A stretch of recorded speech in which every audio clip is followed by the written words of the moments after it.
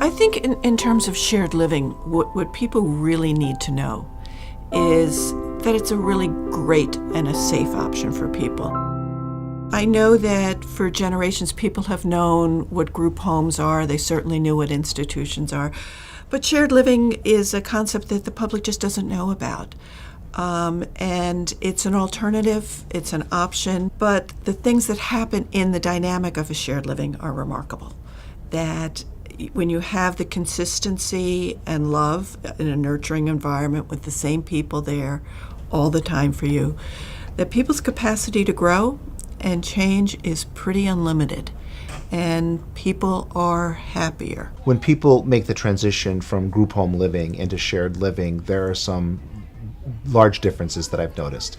When living in a group home, because you have to consider the wants and needs of those housemates, someone like Jimmy might get what he wants not as much frequently throughout the week as he does in shared living, where he really is the focus and he has more of attention from a dedicated number of people. So in a group home, because of the med administration, because of doctor's appointments, there is a very strict schedule that's often limited by what has to be done. And I think that as much as they do try to give people that personal community experience in group homes and succeed very well, shared living seems to take that to the next step further and make it actually more, I want to say sincere. There's a sincerity to that community experience that seems to happen naturally in shared living that I haven't seen happen as naturally in a group home setting. Jimmy, are you happy? I'm very happy. Usually you're much chattier than this. Shared living is like the family. Not like the staying in the house, something like that, no. It's like the family. Yeah, you're right. You have to take care of some people is blind or disabled or any kind of disability. But for me, it's very, very comfortable. Anyway, it's very, very comfortable. After my mom died, I've been living with Susie and Tony.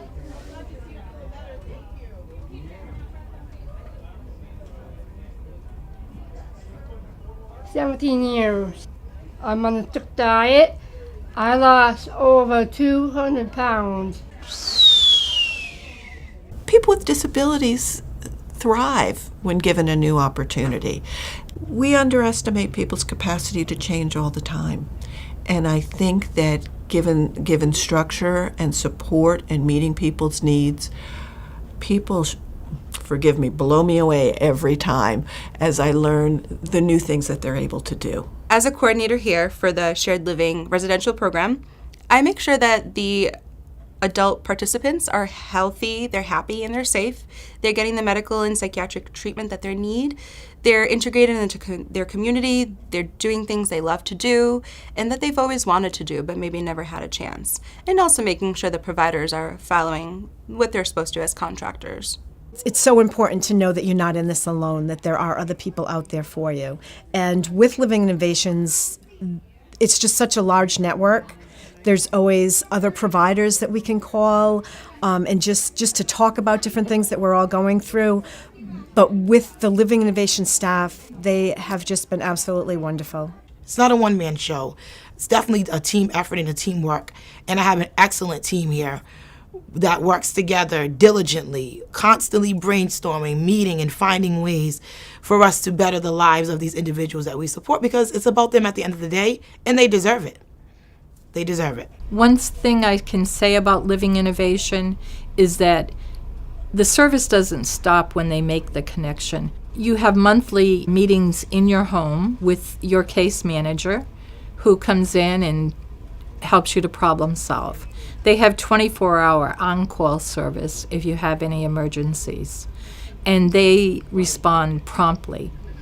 They are always available to talk to you if you have questions or concern. I've been very pleased with how they help me be a better advocate. The person that lives with me is a woman, and she's been in several group homes. Every 8 hours, there was a different staff coming in. And a lot of times the staff would give her meds in the morning and let her sleep till 12:30 in the afternoon. She's lost 35 pounds since she's been with me, just because she's eating healthy, she's exercising.